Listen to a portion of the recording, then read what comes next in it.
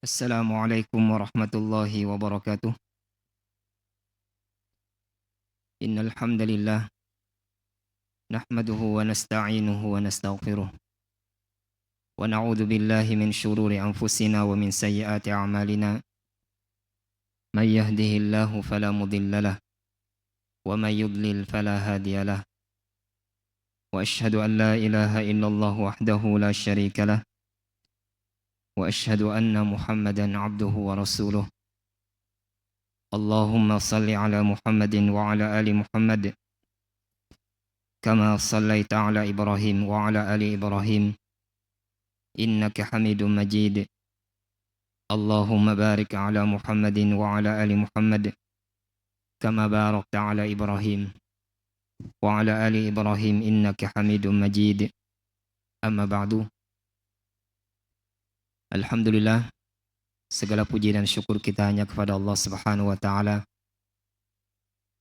yang memberikan kita berbagai macam banyaknya kenikmatan sehingga kita bisa melaksanakan kewajiban kita salat maghrib berjamaah dan juga duduk sejenak untuk menimba ilmu agama, menjalankan kewajiban kita sebagai seorang muslim. Semoga dengan duduknya kita di majelis ilmu menambahkan keimanan dan ketakwaan kita kepada Allah Subhanahu wa taala, menambahkan ilmu yang bermanfaat untuk diri kita, untuk keluarga kita, dan juga untuk orang-orang yang hidup bersama kita. Amin ya rabbal alamin. Salat serta salam kita aturkan kepada Nabi kita Nabi Muhammad sallallahu alaihi wasallam, kepada keluarga beliau, sahabat beliau, dan juga para pengikut beliau hingga akhir zaman. Bapak-bapak, ibu-ibu, saudara dan saudari yang semoga dirahmati oleh Allah Subhanahu wa taala. Tema kajian kita pada malam hari ini adalah syirik kecil yang dianggap biasa. Sebagaimana kita ketahui bahwasanya kesyirikan terbagi dua. Ada syirik besar dan ada syirik kecil. Yang mana syirik besar dia memiliki 3 konsekuensi. Yaitu ketika seseorang melakukan syirik besar, kesyirikan syirik yang besar, dia sengaja melakukannya dan dia tahu itu adalah sebuah kesyirikan, syirik yang besar, maka pelakunya keluar dari agama Islam. Dia murtad, dia tidak lagi menjadi seorang muslim. Artinya kalau dia mati di atas kesyirikan syirik yang besar, maka dia tidak boleh disolatkan, tidak boleh dikuburkan di pekuburan kaum muslimin, dan hartanya pun tidak bisa diwariskan oleh keluarganya yang muslim. Dan beberapa hal yang berkaitan dengan ahkamul murtadin, hukum-hukum yang berkaitan dengan orang yang murtad, yang keluar dari agama Islam. Konsekuensi yang kedua adalah dosanya tidak akan diampuni oleh Allah Subhanahu wa taala. Dia akan disiksa selama-lamanya di dalam api neraka. Tidak akan dikeluarkan dari api neraka. Adapun orang yang masih muslim, sebanyak apapun dia bermaksiat, sebanyak apapun dosa yang dia punya, maka dia akan masuk surga.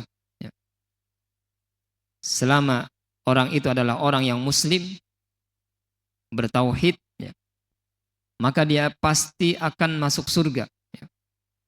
Sebuah kepastian dari Allah Subhanahu wa taala. Orang yang bertauhid, orang yang menjaga Islamnya, dia pasti masuk surga. Namun nanti ada terbagi 2 golongan.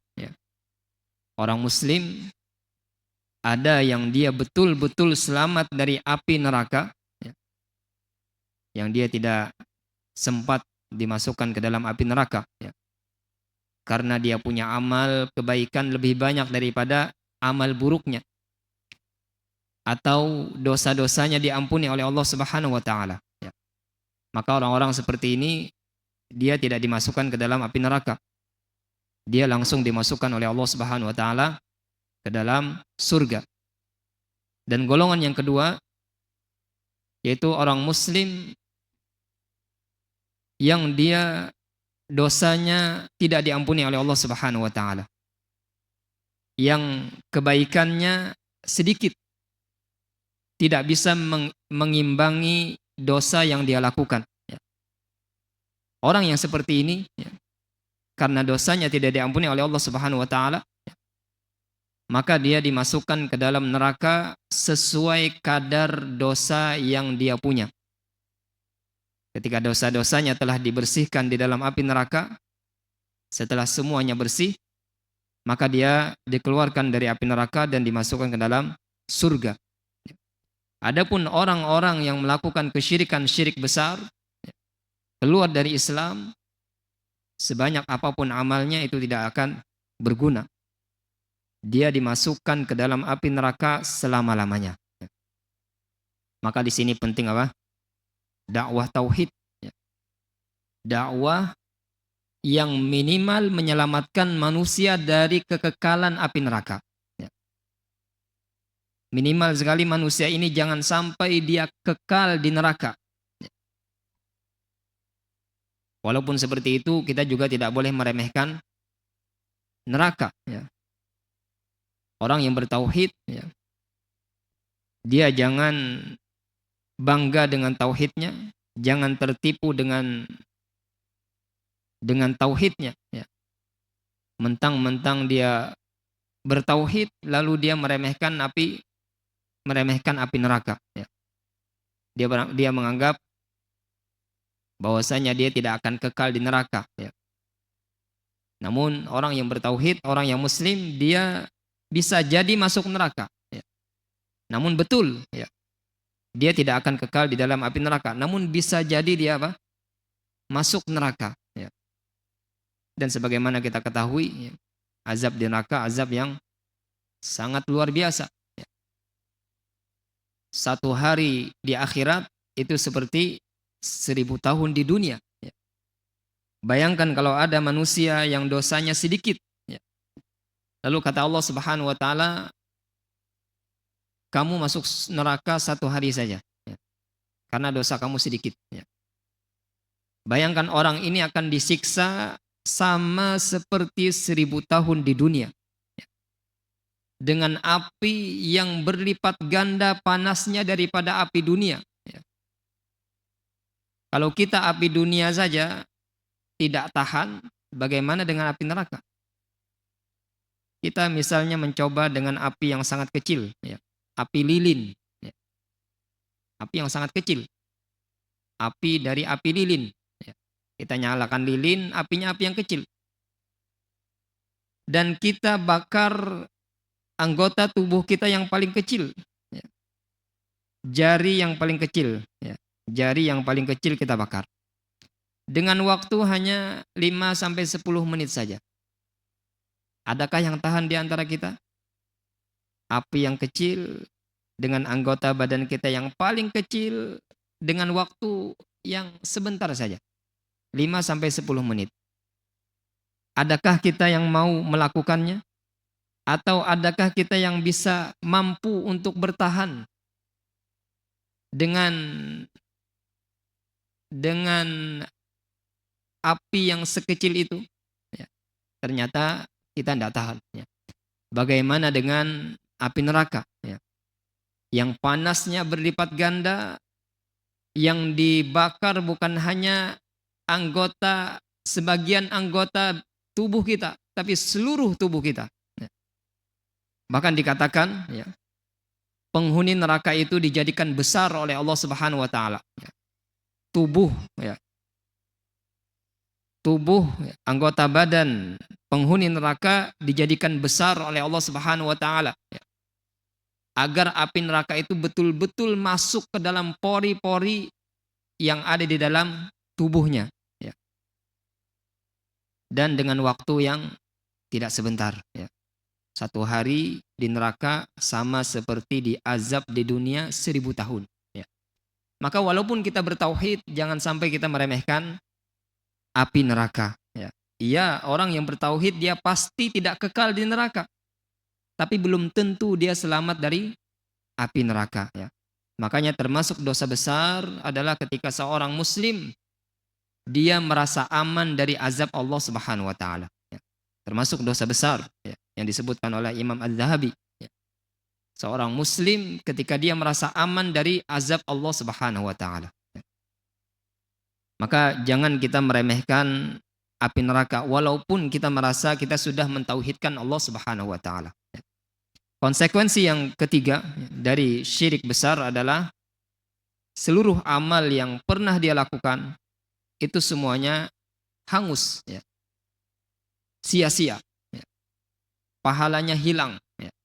Allah Ta'ala katakan, la in asyrakta la yahbatanna amaluk, ya. Jikalau engkau melakukan kesyirikan akan batal amalmu, ya. Seluruh amal yang dilakukan selama hidupnya maka itu semuanya sia-sia, ya. Dan syirik kecil itu tadi syirik besar, ya. 3 konsekuensi dari syirik besar, ya. Keluar dari Islam, dosanya tidak diampuni oleh Allah Subhanahu wa taala dan dia kekal di neraka. Yang ketiga adalah seluruh amal yang dia lakukan semasa hidupnya maka itu semuanya akan sia-sia, ya. Adapun syirik kecil, ya, maka pelakunya tidak menjadi murtad, ya. Tidak keluar dari agama Islam, dia masih seorang muslim, ya. Dan dosanya untuk dosa syirik kecil, ya, ulama ikhtilaf, ya. Ulama ikhtilaf tentang dosa syirik kecil, ya. Apakah bisa diampuni oleh Allah Subhanahu wa taala ataukah tidak, ya. Karena sebagian ulama, ya, mentafsirkan ayat Al-Qur'an, ya. Innallaha la yaghfiru ay yushraka bihi wa yaghfiru ma duna dzalika liman yasha, ya. Sesungguhnya Allah Subhanahu wa taala tidak mengampuni dosa kesyirikan yang dilakukan kepadanya, ya. Wa yaghfiru ma duna dzalika liman yasha, dan mengampuni dosa-dosa yang di bawah kesyirikan, ya. Sebagian ulama memasukkan kesyirikan di sini syirik yang umum, ya. Syirik besar dan juga termasuk syirik kecil, ya. Maka konsekuensinya, ya, kalau pendapat ini, ya, yang diambil, ya, dosa syirik kecil itu tidak diampuni oleh Allah Subhanahu wa taala, maka dia akan masuk timbangan, ya. Karena dia tidak diampuni oleh Allah Subhanahu wa taala, ya. Maka seorang yang sudah melakukan syirik kecil, dia harus memperbanyak amal ibadah untuk mengimbangi dosa-dosa yang tidak diampuni oleh Allah Subhanahu wa taala, ya. Makanya seorang muslim dia harus rajin beribadah, ya. Harus rajin beramal. Di antara manfaat ibadah yang dia lakukan apa? Agar menyeimbangi, ya, mengalahkan dosa-dosa yang siapa tahu dosa itu tidak diampuni oleh Allah Subhanahu wa taala, ya. Yang bisa jadi apa? Sebagian dosa yang kita lakukan kita lupa bertaubat, atau memang dosa itu tidak diampuni oleh Allah Subhanahu wa taala. Maka perlu kita untuk memperbanyak amal ibadah untuk menyaingi dosa-dosa yang seperti ini, ya. Namun mayoritas ulama, kebanyakan para ulama mengatakan dosa syirik kecil itu diampuni oleh Allah Subhanahu wa taala, ya. Maksudnya tahta masyiatillah, ya. Bisa diampuni oleh Allah Subhanahu wa taala. Jika Allah taala mau maka akan diampuni, maka jikalau Allah taala tidak menghendaki maka tidak diampuni. Beda dengan dosa syirik besar, ya. Allah sudah menetapkan, ya. Allah taala tidak akan mengampuni dosa syirik besar, ya. Namun dosa syirik kecil, ya, kebanyakan para ulama mengatakan Dosa itu tahta masyiatillah, ya, di bawah kehendak Allah Subhanahu wa taala. Jika Allah taala mau mengampuni, maka diampuni. Dan jikalau tidak diampuni, maka jikalau tidak dikehendaki oleh Allah Subhanahu wa taala untuk mengampuni, maka tidak diampuni oleh Allah Subhanahu wa taala. Dan syirik kecil, ya, dia perbuatan yang tidak akan menghanguskan amal-amal sebelumnya. Ya. Dia hanya menghanguskan amal yang ketika dia melakukan syirik kecil. Ya. Amal yang dia lakukan sia-sia ketika syirik kecil itu masuk pada amal yang sedang dia lakukan. Adapun amal-amal sebelumnya maka itu masih diterima oleh Allah Subhanahu wa taala, ya. Jadi itu perbedaan antara syirik besar dan syirik kecil, ya. Adapun kaidah, ya, sebelum kita menyebutkan, ya, beberapa syirik kecil yang dianggap biasa, ya, kita perlu mengetahui kaidah, ya. Kaidah dalam mengenal syirik kecil, ya. Kaidah yang pertama adalah syirik kecil adalah kalimat, ya, syirik, ya. Jadi kalimatnya apa? Syirik, ya. Atau kalimat kufur, ya, yang ada di dalam Al-Quran atau hadis-hadis Nabi Shallallahu Alaihi Wasallam, ya. Namun kesyirikan dan kekufuran ini, ya, tidak menjadikan pelakunya keluar dari Islam dengan dalil-dalil dari ayat atau hadis-hadis yang lain. Maka ini syirik kecil, ya. Di antara kaidah dalam mengenal syirik kecil apa? Ada ayat Al-Quran atau ada hadis Nabi Shallallahu Alaihi Wasallam kalimatnya syirik, ya. Seperti sabda Nabi Shallallahu Alaihi Wasallam, "Man ta'allaqa tamimatan faqad asyrak." Ya. Siapa yang menggantungkan jimat-jimatan, maka dia telah melakukan kesyirikan. Ini kalimatnya syirik, ya. Dalam hadis ini Nabi mengatakan apa? Syirik menggantungkan jimat-jimatan. Namun dengan hadis-hadis yang lain, ya, disimpulkan bahwasanya orang yang hanya menggantungkan jimat saja dan dia tidak mempercayai jimat itulah yang mendatangkan manfaat dan mudarat, ya, dia hanya menjadikan itu sebagai sebab saja, maka ini apa? Syirik kecil. Pelakunya tidak keluar dari Islam, ya. Jadi ini kaidah yang pertama. Kaidah yang kedua adalah termasuk syirik kecil adalah perbuatan yang akan mengarahkan pelakunya kepada syirik besar. Sebuah perbuatan yang itu akan mengarahkan atau sebuah pintu untuk menuju syirik besar. Dicontohkan oleh para ulama adalah seperti seseorang menyembelih untuk Allah, tapi di tempat penyembelihan yang dulu orang-orang menyembelih untuk selain Allah. Dia menyembelih hewan untuk Allah. Ini sudah benar. Ini tauhid. Beribadah, penyembelihan, berkurban, ya, memotong hewan. Dia peruntukan untuk siapa? Untuk Allah Subhanahu wa taala. Namun salahnya dia melakukan itu di tempat dulu orang melakukan penyembelihan untuk selain Allah.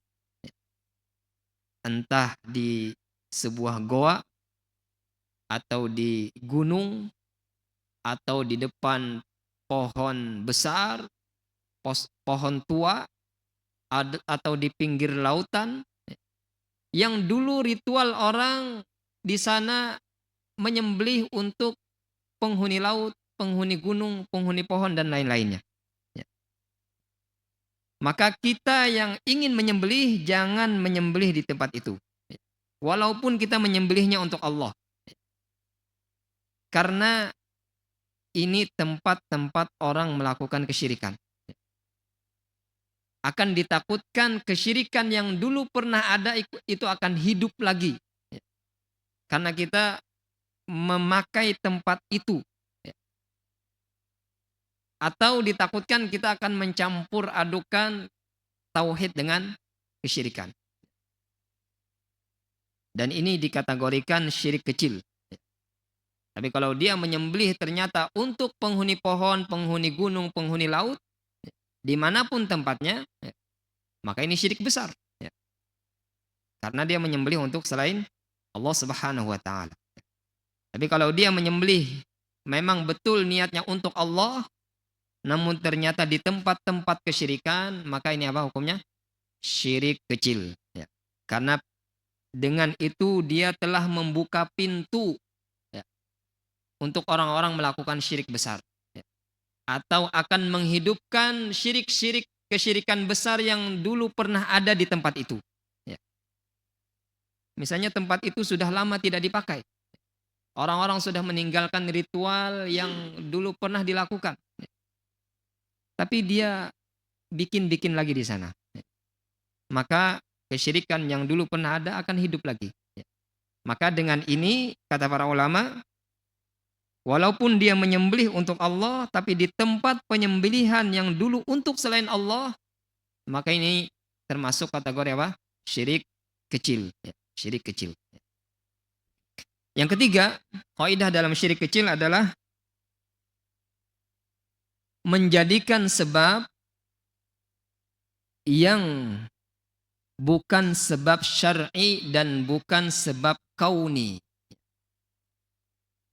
Jadi dijadikan sebuah sebab yang itu bukan sebab syar'i dan bukan sebab kauni.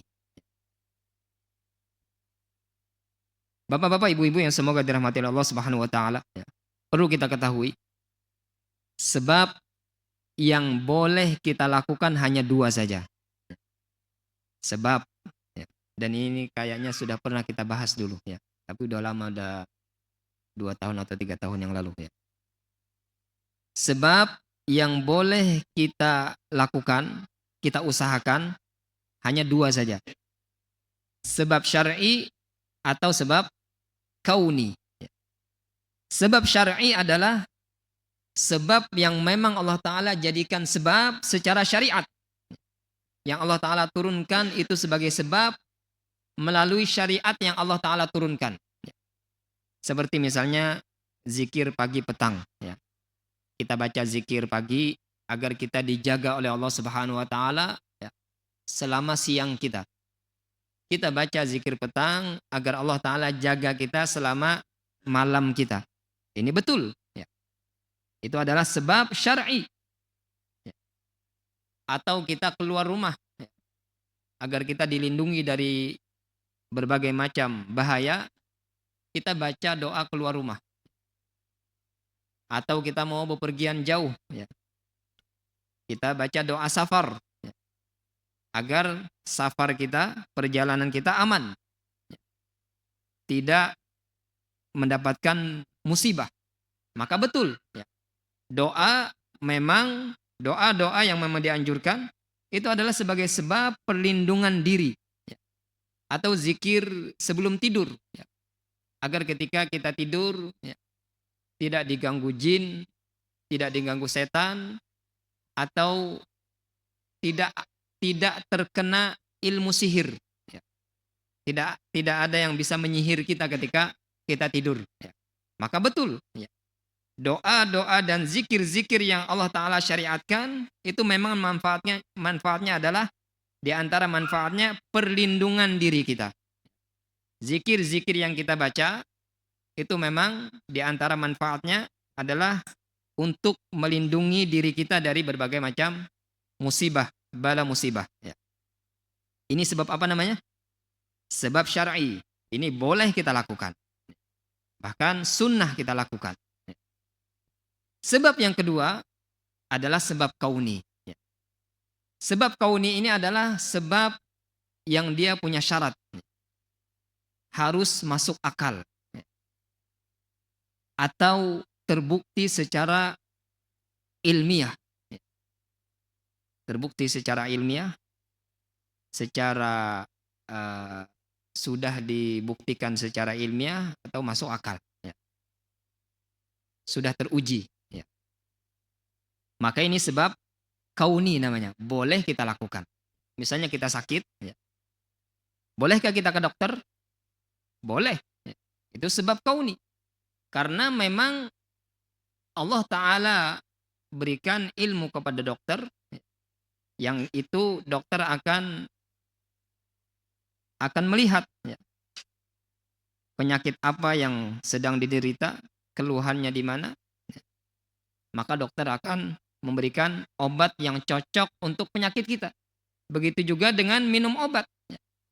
Ketika kita sakit, kita boleh minum obat untuk kesembuhan.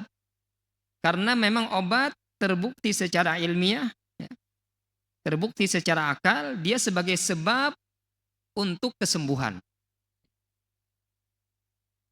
Maka ini sebab apa? Sebab kauni namanya. Boleh kita lakukan. Api itu membakar, itu sebab kauni.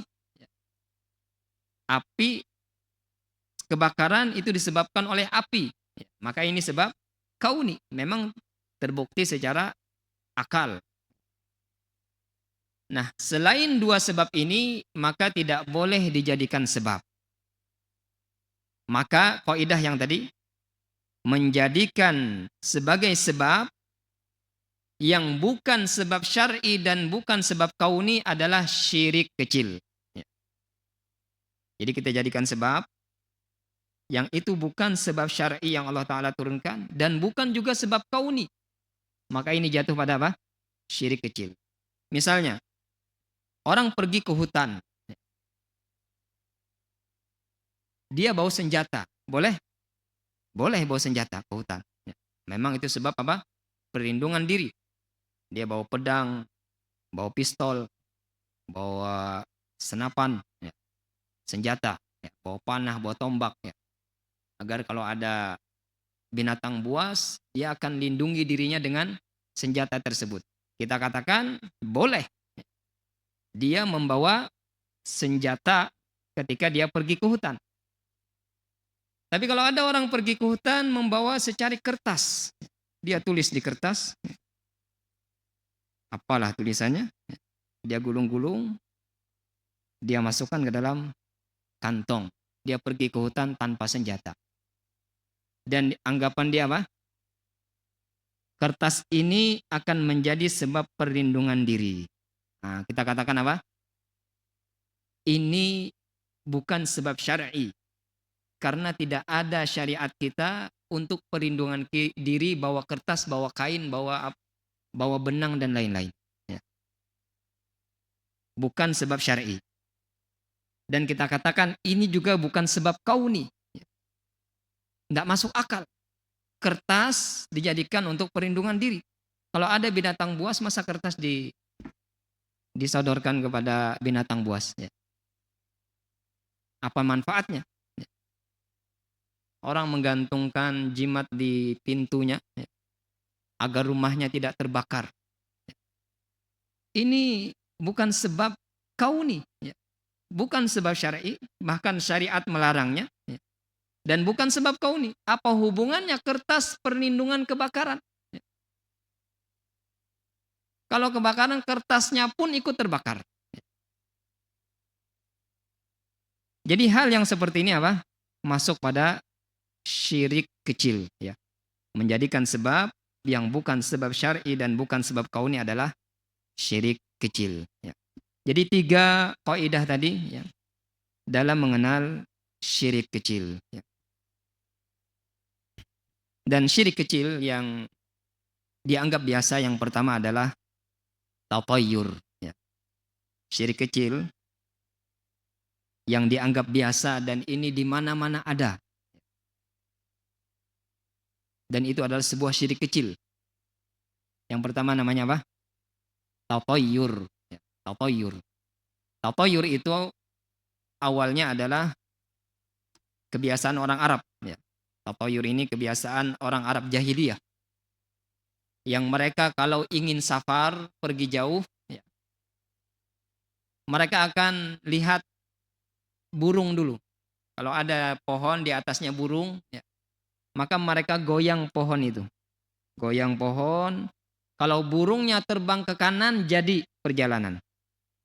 Lanjut perjalanan. Tapi kalau burungnya terbang ke kiri, tidak jadi. Ya. Tidak jadi melakukan safar. Maka ini namanya apa? Tatayyur. Dan tatayyur itu bukan hanya sebatas itu saja. Semua yang mirip dengan itu maka masuk kategori tatayyur. Ya. Semua yang masuk seperti tatayyur seperti itu, ya, maka semuanya tatayyur, bentuknya apapun. Ya. Dan ini di mana-mana ada. Ya. Dan bermacam-macam bentuknya. Ya. Mungkin di kita sering mata berkedip-kedip. Ya. Mata kanan berkedip-kedip, wah ini hari ini untung nih. Ya. Ketika mata kiri berkedip-kedip apa? Wah hari ini sial. Ini tatayyur. Ya. Ini apa? Tatayyur. Ya. Mengaitkan keberuntungan dan kesialan dengan kedipan mata. Ya. Ini tatayyur. Ya. Syirik kecil. Ya. Atau ketika mau berangkat kerja. Ya. Sudah naik motor, jalan sedikit, jalan sebentar, ternyata tertabrak kucing. Terujuk kucing. Ya. Nggak jadi berangkat kerja. Ya. Kembali ke rumah. Ya. Harus cari pohon pisang dulu. Ya. Jadi habis terujuk kucing, motornya itu harus ditabrakkan ke pohon pisang dulu. Supaya motor ini kada sial. Ada sebagian orang yang meyakini seperti itu. Ini tatayyur. Ya. Atau ketika mau keluar rumah, ternyata tiba-tiba di depan rumah ada burung hantu. Ya. Nggak jadi. Karena ini bertanda apa? Sial. Ya. Bertanda ada keburukan hari ini. Ya. Atau ketika di rumah lagi tenang-tenangnya foto jatuh. Ya. Tiba-tiba apa? Foto jatuh. Ya. Ada apa nih? Ya. Jadi mengaitkan keberuntungan dan kesialan dengan sesuatu yang tidak berkaitan. Ya. Sama sekali tidak ada kaitannya. Ini namanya apa? Tatayyur. Dan ini jatuh pada syirik kecil. Ya. Jatuh pada apa? Syirik kecil. Ya. Dan kita akan bacakan di sini ya, bentuk-bentuk tatayyur yang ditulis oleh Ustadz Firanda ya, di dalam kitab beliau Syarah Kitabut Tauhid. Ya. Jadi bentuk-bentuk tatayyur kata beliau, ya, kita bacakan. Praktek tatayyur di tanah air kita sangatlah banyak. Dalam istilah sebagian orang dikenal dengan istilah pamali. Yang dianggap bahwa ada hal-hal tertentu yang tidak boleh dilakukan atau disimpan karena ia bisa mendatangkan kesialan. Di antara praktek tatayyur di tanah air kita adalah yang pertama, menganggap sial angka 13 dan angka 4. Jadi kalau ada anggapan angka sial itu tatayyur, angka berapapun. Tidak mesti 4, 13 atau 4. Angka berapapun, kalau dia menganggap kesialan berkaitan dengan angka, ini namanya tatayyur. Dan ini syirik besar, syirik kecil. Dan tatayyur apa tadi? Syirik kecil. Tidak ada kesialan itu berkaitan dengan angka. Tidak ada. Dan kalau kita masih meyakini itu, maka hilangkan. Dan memang ya, kata Nabi SAW ya, at-tiyaratu syirkun ya. Kata Nabi SAW, tatayyur itu syirik. Wa ma minna illa. Dan tidaklah di antara kita melainkan akan ada kecondongan kepada tatayyur. Ya. Maka kata Nabi SAW, walakinnallaha yudhibuhu bitawakkul. Akan tetapi Allah Ta'ala akan hilangkan tatayyur itu dengan tawakal. Jadi cara menghilangkan tatayyur yang ada di hati kita, ya, di diri kita, kita sering mengait-ngaitkan hal sesuatu, ya. Mengait-ngaitkan kesialan, keberuntungan dengan hal yang tidak ada kaitannya. Dan itu kata Nabi SAW, kita mesti ada kecondongan kepada itu. Setiap kita mesti ada kecondongan kepada itu. Bagaimana cara menghilangkannya? Hilangkan dengan apa? Perkuat tawakal kita kepada Allah Subhanahu wa taala. Serahkan diri kita kepada Allah Subhanahu wa taala dan hilangkan anggapan itu. Hilangkan anggapan ada kesialan, ada keberuntungan dengan kaitan ini dan itu. Dan para sahabat Nabi Shallallahu Alaihi Wasallam bertanya, bagaimana kafarat? Kalau kami ada anggapan seperti itu, atau ada kecondongan hati mengaitkan dengan hal-hal yang seperti itu, keberuntungan, kesialan dikaitkan dengan hal-hal yang tidak jelas. Para sahabat Nabi Shallallahu Alaihi Wasallam bertanya, bagaimana, apa kafaratnya, apa penebus dosanya? Kata Nabi Shallallahu Alaihi Wasallam, bacalah doa, Allahumma la khaira illa khairuk, wala tiyara illa tayruk, wala tiyara illa tayruk, wala ilaha ghairuk.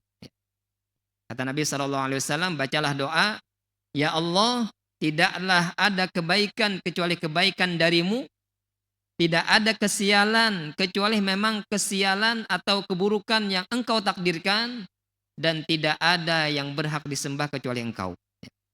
Jadi disuruh baca doa itu kalau apa? Ada hati kita kecondongan kepada tatayyur. Dan memang kata Nabi, hal yang seperti ini mesti ada. Ya, kita kadang ada aja ya yang nyangkut di hati kita, ya, mengaitkan hal-hal tertentu yang tidak berdasar. Ya. Maka hilangkan dengan tawakal. Dan baca doa yang tadi, ya, Allahumma la khaira illa khairuk, wa la tiyara illa tiyaruk, wa la ilaha ghairuk. Ya. Yang kedua, di antara bentuk tapayyur,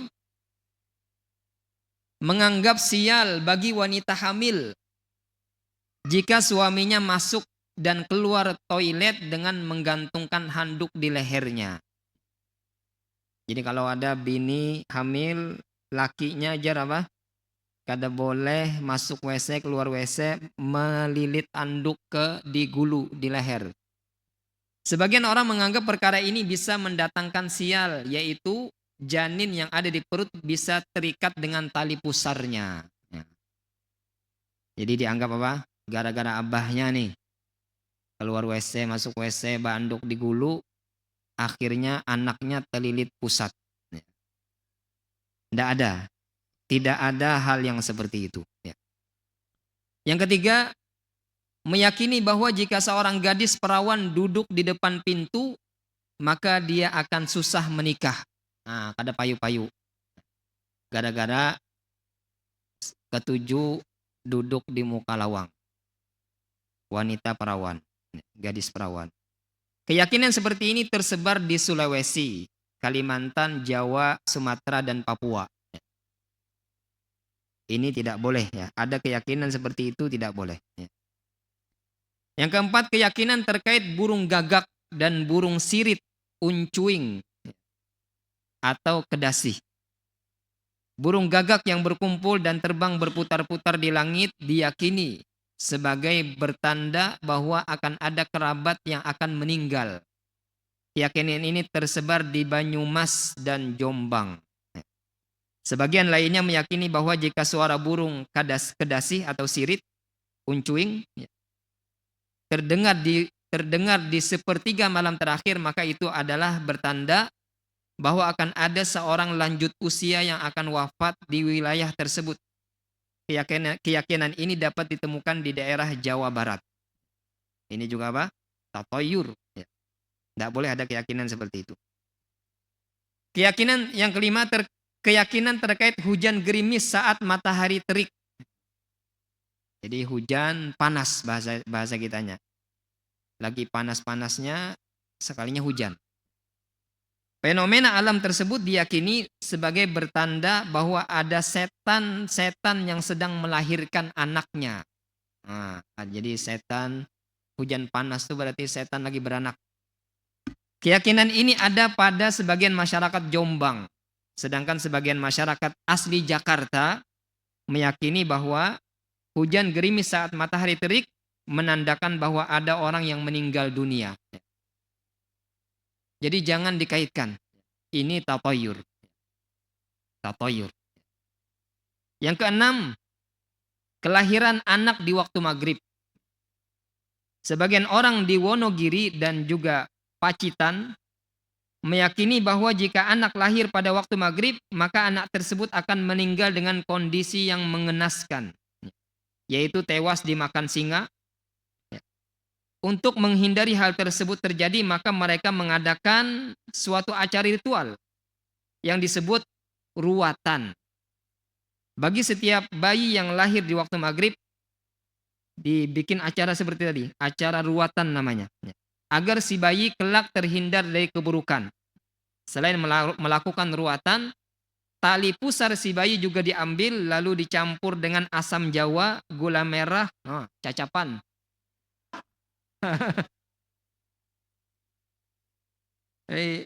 Tali pusarnya dicampur lawan asam jawa, gula merah, pensil, sedotan, dan beberapa benda lainnya. Oh, kalian cacapan lain. Ya, ada sedotannya juga. Kemudian dikuburkan di samping rumah. Kemudian tali pusar yang telah dikubur tersebut harus dijaga selama 40 hari. Dijaga. Dimasukkan dalam ember, dilampui. Ada loh ini. Jadi ada sebagian orang tali pusar bayi itu ditaruh di depan pintu, dikasih lampu.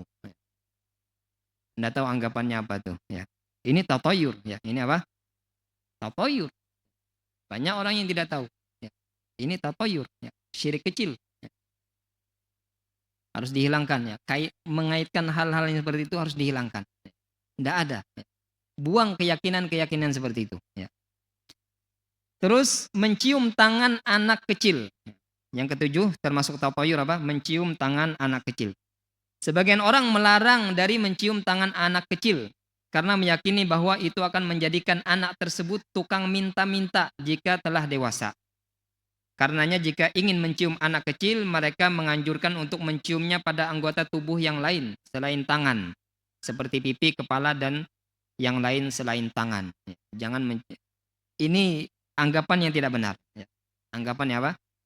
Tidak benar. Kita bacakan ini bukan kita ingin mempercayainya, enggak.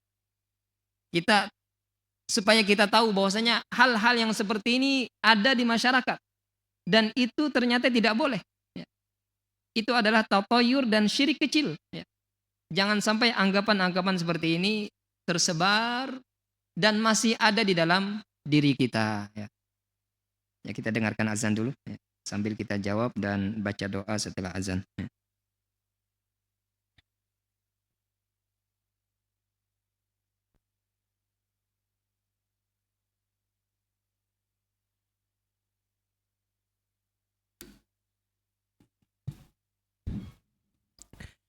Allahu Akbar, Allahu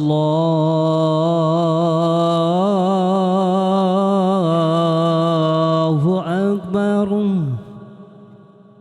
Allahu Akbar, Allahu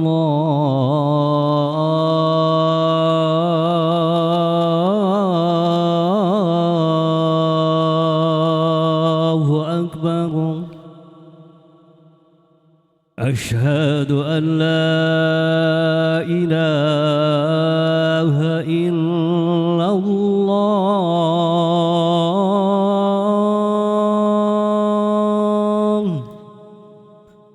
أشهد أن لا إله إلا الله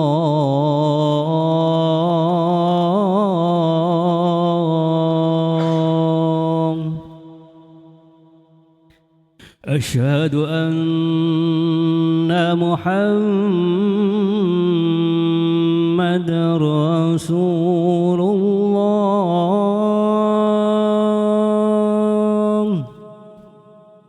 أشهد أن محمد رسول الله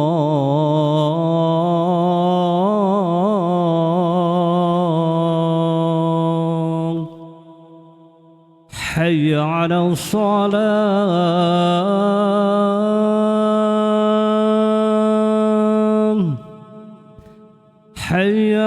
الصلاة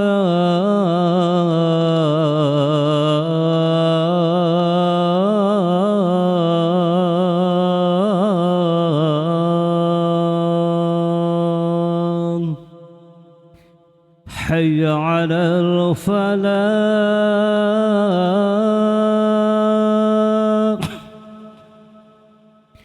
حي على الفلاح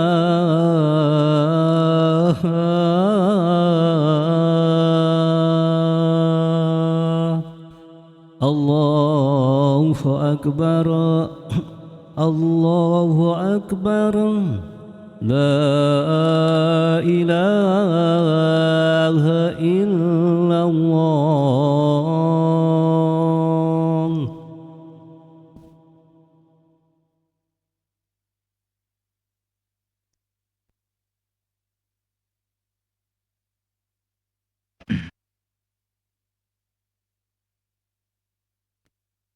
Yang kedelapan, termasuk tatayur juga yang tersebar di sebagian masyarakat, yaitu meninggal pada hari Sabtu. Keyakinan sebagian penduduk Cirebon yang menganggap bahwa orang yang meninggal pada hari Sabtu adalah bertanda bahwa kematiannya juga akan mengenai orang lain, bisa jadi kerabat atau tetangganya. Jadi kalau ada mati hari Sabtu, siap-siap tuh keluarganya. Ini enggak benar ya. Keyakinan seperti ini tidak benar. Dan ini tersebar di mana? Di Cirebon. Oh, gelisah tuh orang keluarganya tuh. Kalau ada yang meninggal hari Sabtu, anggota keluarga gelisah tuh. Siapa lagi gilirannya habis nih? 9. Kesamaan tanggal lahir anak dengan tanggal lahir ayah atau ibunya. Sebagian orang meyakini hal tersebut sebagai bertanda pertikaian dan permusuhan yang kelak akan menyala dalam keluarga tersebut. Solusinya adalah anak tersebut harus disimpan atau dibuang di luar rumah. Oh, kalau ada anak lahir sama lawan tanggal abahnya, dibuang dulu. Dan dibiarkan hingga ada orang lain yang mengambil anak tersebut. Iya, kalau ada yang mengambil. Kalau tidak, mati anaknya. Untuk dirawat beberapa hari. Jika telah lewat beberapa hari, maka orang tua asli anak dari anak tersebut datang dan membeli anak tersebut. Ditukari anak seorang. Ya. Jadi dibuang dulu, nanti ada yang ngambil beberapa hari, ditukari anaknya. Hal ini dianggap dapat menghilangkan keburukan yang akan ditimbulkan oleh anak tersebut. Keyakinan ini tersebar di beberapa daerah di Jawa. Yang ke-10, perawan memakan sayap ayam. Nah, perawan memakan sayap ayam. Sebagian penduduk kota Semarang berkeyakinan bahwa jika ada anak gadis perawan yang memakan bagian sayap ayam, maka suatu saat suami perempuan tersebut akan membawanya pergi dari tempat tinggal asalnya. Ini semua, kata beliau, ini semua adalah contoh-contoh praktek tatayur di negeri kita. Dan ini termasuk dalam kategori syirik kecil.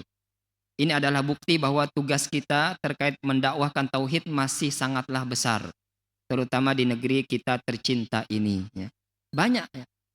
Banyak tatayur yang tersebar ya, di daerah kita. Ya. Jangan menduduki bantal. Ya. Bebisul karena murid. Apa hubungannya? Kalau hendak lakas bisa berkunjung, makan sayap apa iwak, buntut iwak kah? Sayap iwak ada bisa sayap. Tidak ada hubungannya. Sesuatu yang tidak ada kaitannya jangan dikait-kaitkan. Muslim itu dia menggunakan akal. Orang Muslim dia harus gunakan akalnya. Jangan mudah percaya dengan hal-hal yang itu tidak ada kaitannya. Yang kedua, termasuk syirik kecil yang dianggap biasa. Yang kedua, yang pertama tadi tatayur. Yang kedua adalah memakai jimat. Yang kedua apa? Memakai jimat. Dan ini pernah kita kaji di sini, namun tidak apa-apa kita ulangi sedikit. Jadi memakai jimat itu minimal hukumnya, paling rendah hukumnya adalah syirik kecil. Dan bisa jadi jatuh pada syirik besar. Kapan dia syirik kecil? Kalau dia anggap jimat itu sebagai sebab tadi. Kalau dia jadikan apa? Sebagai sebab saja, maka ini apa? Syirik kecil. Tapi kalau dia yakini keberuntungan dan keberuntungan atau terhindar dia dari bala musibah oleh jimat ini, maka ini syirik besar. Misalnya dia sedang perjalanan jauh lewat jurang, gunung, ya. Ketika dia ngantuk, tiba-tiba apa? Dia sadar, ya. Dia banting setirnya dan dia selamat. Lalu dia katakan, alhamdulillah Allah selamatkan karena saya bawa jimat. Maka ini apa? Syirik kecil. Karena dia masih mengakui apa? Allah yang selamatkan dia. Namun dia katakan apa? Karena jimat. Karena sebab jimat. Tapi kalau dia katakan jimat inilah yang menyelamatkan saya. Coba saya tidak bawa jimat nih. Saya tadi akan masuk jurang. Jimat inilah yang menyelamatkan saya. Nah, ini syirik apa? Syirik besar. Dia telah mengatakan dan berkeyakinan jimat itu yang menyelamatkannya. Bukan lagi Allah. Yang pertama tadi dia masih meyakini Allah yang menyelamatkan. Tapi jimat hanya sebagai sebab keselamatan. Ini syirik kecil. Tapi kalau dia yakini jimat inilah yang menyelamatkannya, maka ini sudah masuk syirik besar. Dan jimat tidak lagi zaman sekarang apa? Bentuknya kain, kertas digulung-gulung, dibungkus dengan kain hitam, digantung di leher seperti si pitung. Si pitung bari, helm pitung tuh berjimat pula. Zaman sekarang tuh banyak jimat-jimatan yang orang tidak tahu itu sebagai jimat. Sama hukumnya dengan jimat karena sama peruntukannya seperti jimat. Maka sama hukumnya seperti jimat. Banyak orang yang nempel-nempel stiker di mobil.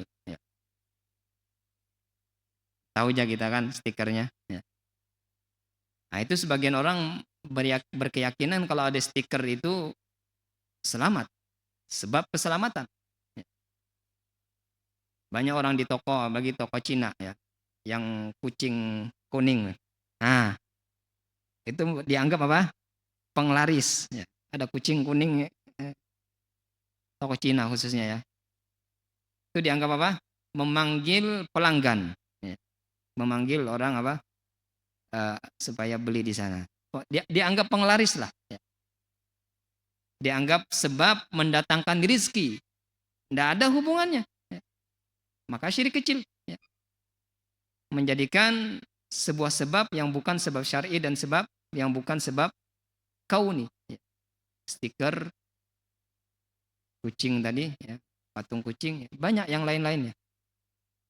Yang itu orang tidak tahu ya, kegunaannya sama seperti jimat dan itu berarti hukumnya sama dengan jimat. Hukumnya sama dengan jimat ya, karena anggapan dan kegunaannya sama dengan jimat ya.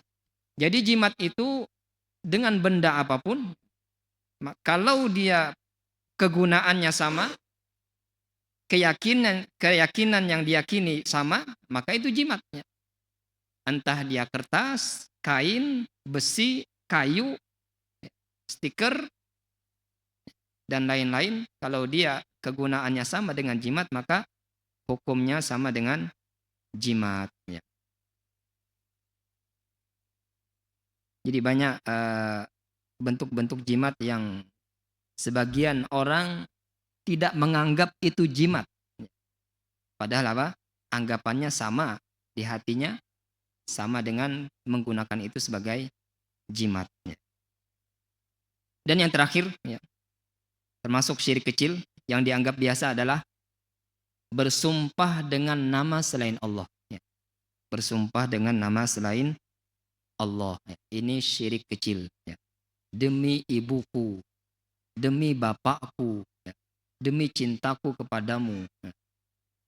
Ini syirik kecil.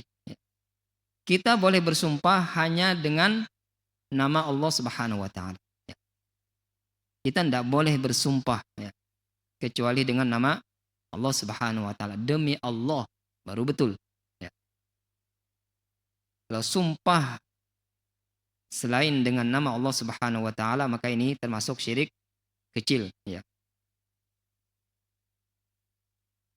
Al-halifu bi ghairillah, bersumpah dengan nama selain Allah Subhanahu wa taala, Terakhir kita bacakan hadisnya. Ini berkaitan dengan jimat, Ada hadis Nabi Shallallahu alaihi wasallam ini berkaitan dengan jimat, Kita ketinggalan tadi, Nabi Shallallahu alaihi wasallam pernah bertemu dengan seseorang, di tangannya dia memakai gelang, Di tangan orang ini dia memakai gelang. Lalu kata Nabi Shallallahu alaihi wasallam, "Mahada? Apa ini?" Maka orang ini mengatakan, "Minal wahinah." Ini termasuk penangkal penyakit. Jadi gelang dianggap apa? Menjadi penangkal penyakit. Apa kata Nabi Shallallahu alaihi wasallam? "Inziha fa innaha la taziduka illa wahna. Fa innaka law mitta wa hiya 'alaika ma aflahta abada." Kata Nabi Shallallahu alaihi wasallam, lepaskanlah, karena benda itu tidak akan menambahkan kepadamu kecuali hanya kelemahan saja. Dan jikalau engkau mati dan benda itu tetap bersamamu, kau tidak akan beruntung selama-lamanya. Jadi kalau ada jimat-jimatan di rumah kita, hilangkan. Hilangkan. Kalau dia sebuah buhul, buhul itu apa? Benang yang terikat kayak gini, Ini bisa jadi apa? Benda yang digunakan untuk menyihir, Apalagi kalau ada rambutnya, Kalau ada buhul dan ada rambutnya, itu berarti ada orang yang sedang disihir, Jadi sebelum dihancurkan benda-benda seperti ini, kita bacakan 3 qul, Qul huwallahu ahad, qul a'udzu birabbil falaq, qul a'udzu birabbin nas, Kita lepaskan, baru kita bakar, Kita hancurkan, Benda-benda yang digunakan untuk apa? Sihir, Jimat-jimatan di rumah itu hilangkan, Dihancurkan sambil kita minta perlindungan kepada Allah Subhanahu wa taala, karena bisa jadi di dalam jimat itu ada jinnya, Memang apa? Jimat itu dia kadang mengundang jin, Kadang bisa jadi apa? Sarang jin, Jadi untuk kita menghancurkannya, maka kita minta perlindungan kepada Allah Subhanahu wa taala dengan membaca 3 surah tadi, surah Al-Ikhlas, surah Al-Falaq, dan surah An-Nas, sebelum kita hancurkan, Kalau ada buhul-buhul, maka kita lepaskan dulu buhul-buhul yang sedang terikat, Jadi jangan ada di rumah kita jimat-jimatan. Biasanya ada di rumah datu-datu kita, Nah kalau kita mau hilangkan, kadu sebepadah, hilangkannya. Ini bisa jadi abut behni panja kita. Semoga apa yang kita kaji bermanfaat, menambahkan ilmu yang bermanfaat untuk kita, Semoga Allah Subhanahu wa taala kuatkan iman kita, teguhkan tauhid kita, Dan semoga Allah Subhanahu wa taala jauhkan kita dari berbagai macam kemaksiatan, terutamanya dosa-dosa besar dan dosa-dosa syirik kepada Allah Subhanahu wa taala. Semoga Allah taala lindungi kita, dan semoga Allah taala berikan kita istiqomah, sampai akhir hayat kita. Semoga Allah Subhanahu wa taala masukkan kita ke dalam surganya, amin ya rabbal alamin. Dan insya Allah nanti subuh juga akan ada kajian lagi, dengan tema sebab-sebab penghalang hidayah, Insya Allah kita akan bertemu di sesi yang kedua, Kita cukupkan kajian malam ini, Subhanakallahumma bihamdika asyhadu an la ilaha illa anta astaghfiruka wa atubu ilaik. Assalamualaikum warahmatullahi wabarakatuh.